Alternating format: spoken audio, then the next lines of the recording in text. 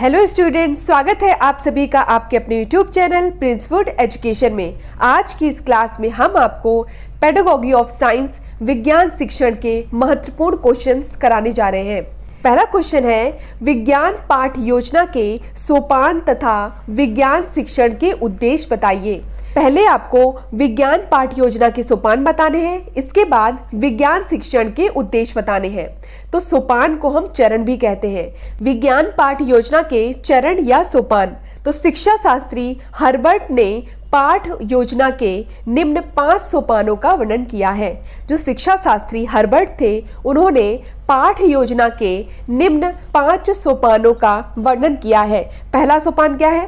पहला चरण है भूमिका, दूसरा है प्रस्तुतिकरण, तीसरा है तुलना करना, चौथा है प्रयोग और पांचवा है पुनरावृत्ति।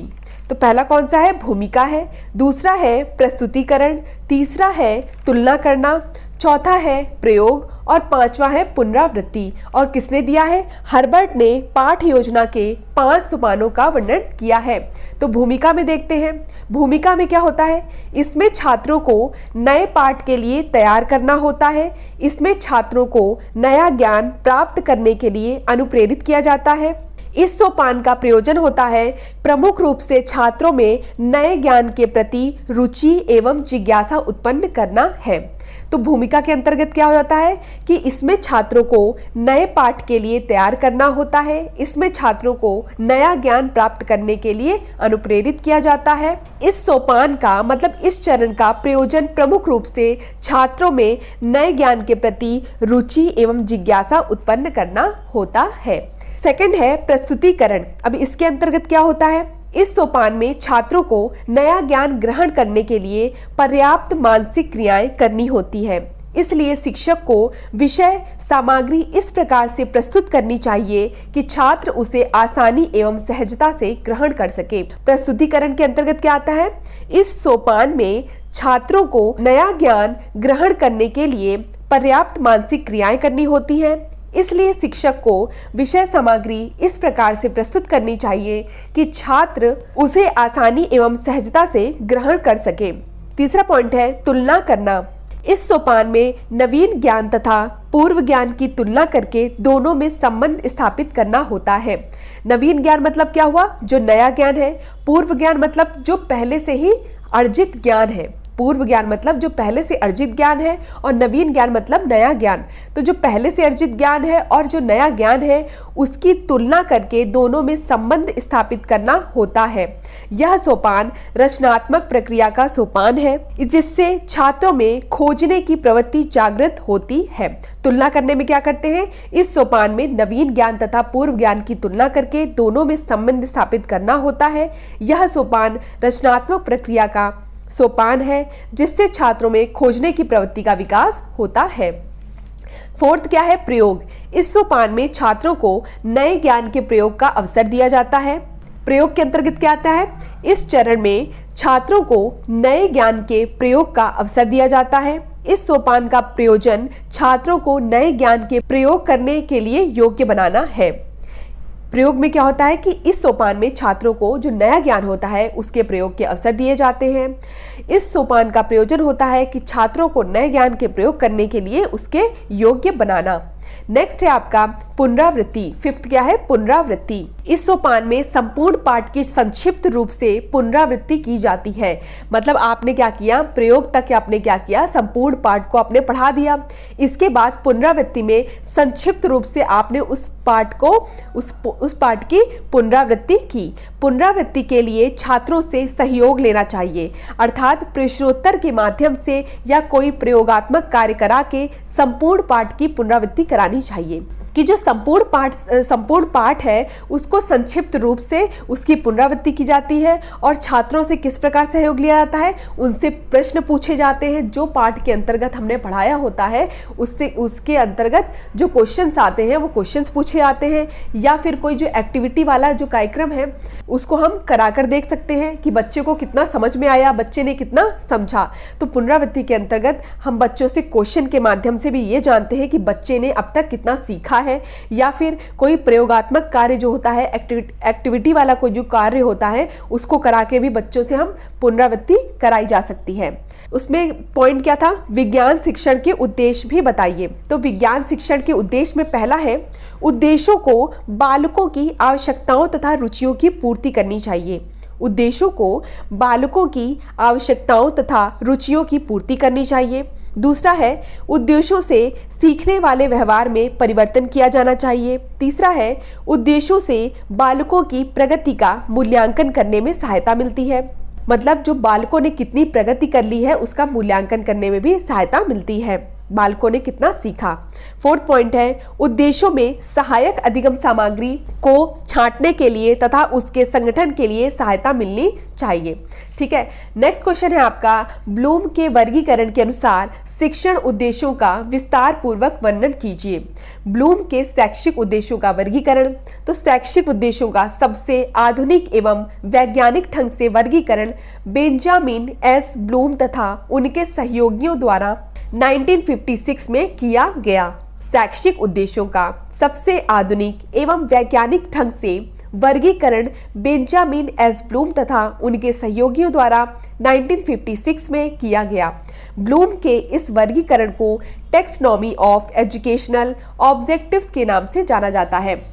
जो बेंजामिन एस ब्लूम थे, उनका नाम क्या है पूरा, ब्लूम का बेंजामिन एस ब्लूम, और उनके जो सहयोगी थे उन्होंने 1956 में जो शैक्षिक उद्देश्यों का सबसे आधुनिक एवं वैज्ञानिक ढंग से वर्गीकरण है वह 1956 में किया। किसने, ब्लूम ने और उनके सहयोगियों ने। अब ब्लूम ने इस वर्गीकरण को टेक्सोनॉमी ऑफ एजुकेशनल ऑब्जेक्टिव्स के नाम से भी जाना।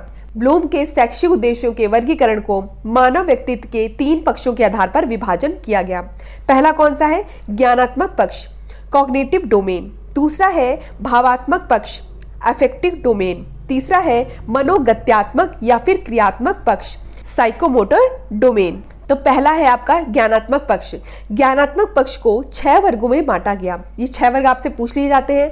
पहला है, सबसे जो निम्न पद है आपका वो है ज्ञान। ज्ञान के बाद है अवबोध। तीसरा है अनुप्रयोग। चौथा है विश्लेषण। पांचवा है संश्लेषण और छठवां है मूल्यांकन।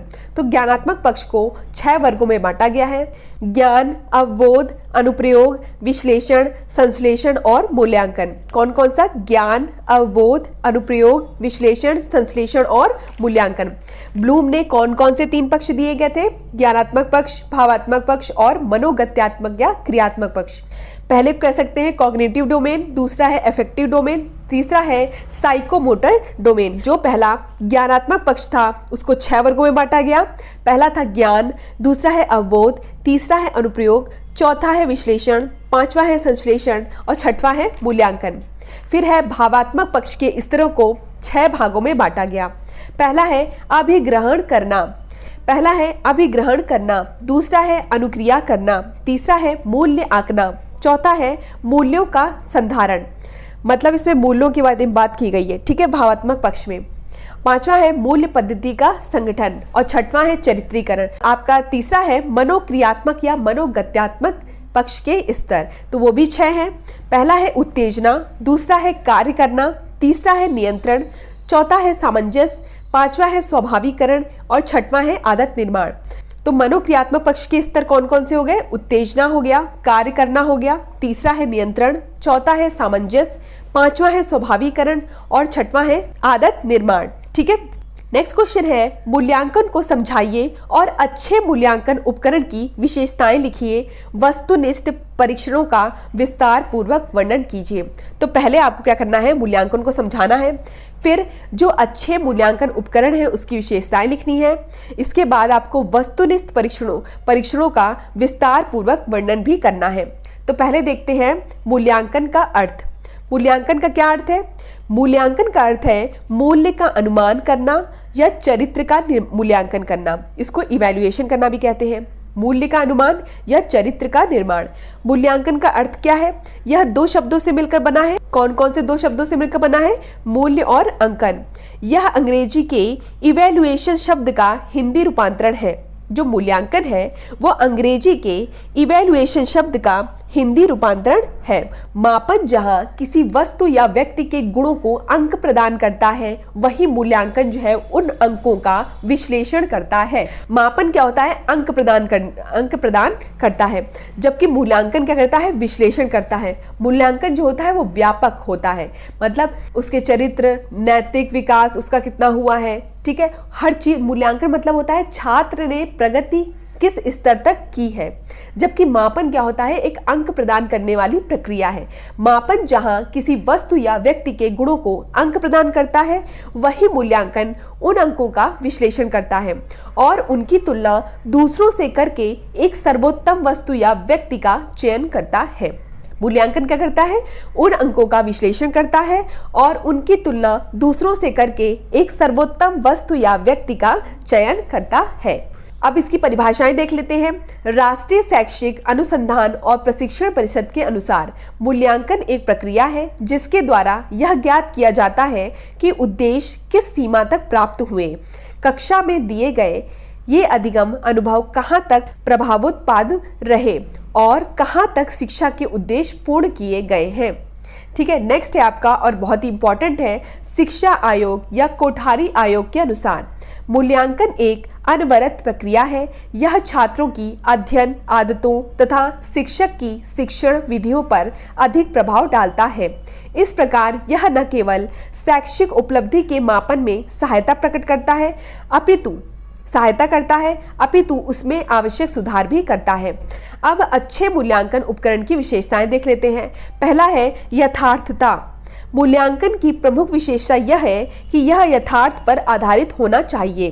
मूल्यांकन के परिणाम भी यथार्थता पर आधारित होने चाहिए। उन्हीं के आधार पर मूल्यांकन के माध्यम से उपलब्धि स्तर ज्ञात किया जाता है। यथार्थता में क्या होगा? मूल्यांकन की प्रमुख विशेषता यह है कि यह यथार्थ पर आधारित होना चाहिए। मूल्यांकन के परिणाम भी यथार्थता पर आधारित होने चाहिए। उन्हीं के आधार पर मूल्यांकन के माध्यम से उपलब्धि स्तर ज्ञात किया जाता है। सेकंड पॉइंट है आपका विश्वसनीयता। मूल्यांकन पूर्णतः विश्वसनीय होना चाहिए। यदि उसी शिक्षक द्वारा अथवा अन्य शिक्षक द्वारा लंबे समय बाद किसी परीक्षार्थी का मूल्यांकन एवं मापन किया जाए तो उसे वही स्थान मिलना चाहिए जो पहले प्राप्त हुआ था। इससे मूल्यांकन की विश्वसनीयता बनी रहती है।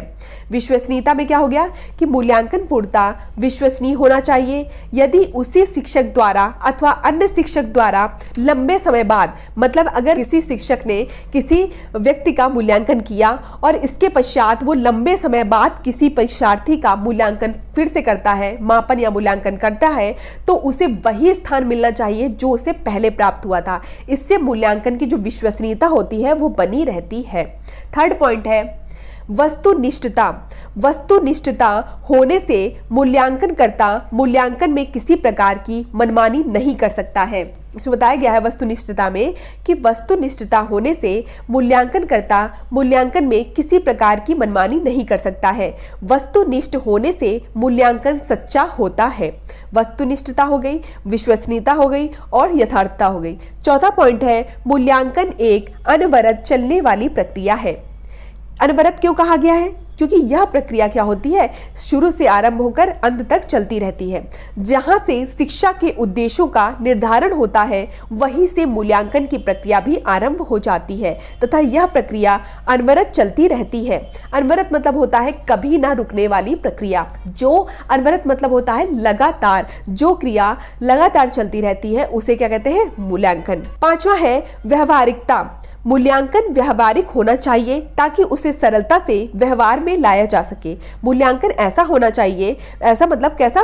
व्यवहारिक होना चाहिए ताकि उसे सरलता से, बहुत आसानी से व्यवहार में लाया जा सके। विद्यार्थी, शिक्षक व विद्यालय सभी की दृष्टि से मूल्यांकन में व्यवहारिकता का लक्षण होना नितांत आवश्यक है, वरना आदर्श मूल्यांकन का कोई महत्व नहीं रहेगा। व्यवहारिकता में हमने क्या पढ़ा कि मूल्यांकन जो होता है वो व्यवहारिक होना चाहिए ताकि उसे सरलता या आसानी से व्यवहार में लाया जा सके। शिक्षार्थी, शिक्षक व विद्यालय सभी की दृष्टि से मूल्यांकन में व्यवहारिकता का लक्षण होना नितांत आवश्यक है, वरना आदर्श मूल्यांकन का कोई महत्व नहीं रहेगा। तो हमने अच्छे मूल्यांकन उपकरण की विशेषताओं में पहला पढ़ा यथार्थता, दूसरा पढ़ा विश्वसनीयता, तीसरा है वस्तुनिष्ठता, चौथा है मूल्यांकन एक अनवरत चलने वाली प्रक्रिया है, पांचवा है व्यवहारिकता। अब हम पढ़ेंगे वस्तुनिष्ठ परीक्षण। ये क्या होता है? तो वस्तुनिष्ठ परीक्षण से तात्पर्य ऐसे परीक्षण से है जिसमें प्रश्नों के उत्तर के रूप में कुछ विकल्प दिए जाते हैं। वस्तुनिष्ठ परीक्षण मतलब क्या हुआ? इसका मतलब हुआ ऑब्जेक्टिव टेस्ट। ठीक है, ऑब्जेक्टिव टेस्ट से तात्पर्य ऐसे परीक्षण से है जिसमें प्रश्नों के उत्तर के रूप में कुछ विकल्प दिए जाते हैं और उत्तरदाता मतलब क्या हुआ, जो उत्तर देने वाला है उसको सही विकल्प का चयन उत्तर के रूप में करना होता है।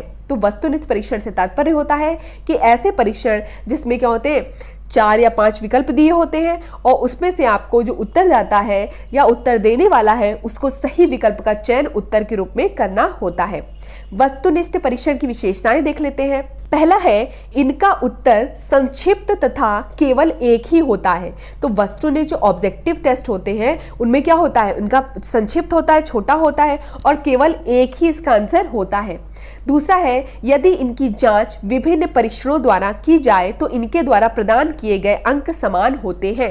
ये जो ऑब्जेक्टिव क्वेश्चन में एक ही आंसर होता है तो नंबर भी क्या होते हैं, इसमें सबको समान ही मिलते हैं। ठीक है, पाठ्यक्रम की दृष्टि से ये परीक्षाएं अधिक व्यापक होती हैं जिससे पाठ्यक्रम के अधिकांश भाग का परीक्षण संभव है कि अधिक से अधिक क्वेश्चंस बना करके इससे आप बच्चों का परीक्षण कर सकते हैं। और यह जो परीक्षाएं होती हैं अधिक व्यापक होती हैं क्योंकि आजकल ऑब्जेक्टिव टेस्ट ही लिए जाते हैं। ठीक है, इसमें क्योंकि जो संभावनाएं होती हैं गलतियों की, वो संभावनाएं नहीं होती हैं। ठीक है, गलतियों की कोई संभावना नहीं होती। चौथा है इन परीक्षणों का अंकन शीघ्रता एवं सुगमता से किया जा सकता है। बहुत ही जल्दी हो जाता है। जो ऑब्जेक्टिव क्वेश्चंस होते हैं उनका जो परीक्षण होता है वो बहुत ही जल्दी आता है और सुगमता से आता है और गलतियां भी नहीं होती हैं, जिससे पाठ्यक्रम से अधिकांश भाग का परीक्षण संभव हो सकता है। जो अधिक से अधिक पाठ्यक्रम को इसमें कवर किया जा सकता है। ठीक है, तो आपका वस्तुनिष्ठ परीक्षण भी हो गया। नेक्स्ट क्वेश्चन है प्रकाश के परावर्तन और अपवर्तन में क्या अंतर है? पहले प्रकाश के परावर्तन के बारे में बात करेंगे, इसके बाद प्रकाश के अपवर्तन के बारे में बात करेंगे। परावर्तन क्या होता है कि जब प्रकाश किसी सतह से टकराकर उसी माध्यम में वापस चला जाता है जिस माध्यम से वह आया था तो इसे परावर्तन या रिफ्लेक्शन कहते हैं। जब प्रकाश किसी सतह से टकराता है उसी माध्यम से वापस चला आता है। कोई प्रकाश है किसी सतह से टकराया और फिर इसके बाद क्या हुआ, उसी माध्यम से वह वापस चला जाता है जिस माध्यम से वह आया था तो इसे परावर्तन या रिफ्लेक्शन कहते हैं। अपवर्तन क्या होता है, जब प्रकाश की किरणें एक माध्यम से दूसरे माध्यम में जाती हैं तो उसे अपवर्तन या रिफ्रैक्शन कहते हैं। परावर्तन में क्या होता है कि कोई सतह से टकराता है जब प्रकाश, तो वह उसी माध्यम में वापस चला जाता है जिस माध्यम से वह आया था, तो इसे परावर्तन कहते हैं। अपवर्तन में क्या होता है, जब प्रकाश की किरणें एक माध्यम से दूसरे माध्यम में जाती हैं तो उसे अपवर्तन या रिफ्रैक्शन कहते हैं। अब परावर्तन और अपवर्तन में अंतर देख लेते हैं। पहला है परावर्तन में यह क्रिया एक ही माध्यम में होती है। जो परावर्तन की क्रिया होती है वह एक ही माध्यम में होती है। अपवर्तन की क्रिया क्या होती है, 2 माध्यमों में होती है, क्योंकि जो प्रकाश होता है वो एक माध्यम से दूसरे माध्यम में जाता है। ठीक है, परावर्तन का सेकंड पॉइंट है परावर्तित किरण की चाल नहीं बदलती है, जबकि अपवर्तन में है कि अपवर्तित किरण की चाल जो है वो बदल जाती है। थर्ड पॉइंट क्या है, आपतित किरण माध्यम से टकराने के बाद परावर्तित हो जाती है। जो आपतित किरण होती है वो माध्यम से टकराने के बाद परावर्तित हो जाती है, जबकि अपवर्तन में क्या होता है कि आपतित किरण माध्यम से टकराने के बाद अपवर्तित हो जाती है। नेक्स्ट परावर्तन में पॉइंट है परावर्तन दर्पणों में होता है, जबकि जो अपवर्तन होता है वो लेंस पे होता है। पहला पॉइंट फिर से देख लेते हैं। परावर्तन में क्या होता है कि यह क्रिया एक ही माध्यम में होती है। परावर्तन में परावर्तित किरण की चाल नहीं बदलती है। परावर्तन में आपतित किरण माध्यम से टकराने के बाद परावर्तित हो जाती है। और चौथा पॉइंट है परावर्तन दर्पणों में होता है। अपवर्तन में क्या हो गया कि यह क्रिया 2 माध्यमों में होती है। अपवर्तन में अपवर्तित किरण की चाल बदल जाती है। अपवर्तन में आपतित किरण माध्यम से टकराने के बाद अपवर्तित हो जाती है। अपवर्तन जो है वो लेंस में होता है। तो इस तरह से हमने कुछ इंपॉर्टेंट क्वेश्चंस किए पेडागॉजी ऑफ साइंस के। नेक्स्ट वीडियो में हम इसके आगे क्वेश्चंस करेंगे। लखनऊ यूनिवर्सिटी की बीएड की सभी क्लासेस देखने के लिए डिस्क्रिप्शन में दिए गए लिंक पर जाकर आप देख सकते हैं। पीडीएफ के लिए आप स्क्रीन पर दिए गए व्हाट्सएप नंबर में मैसेज कर सकते हैं। धन्यवाद। मिलते हैं अपनी नेक्स्ट क्लास में।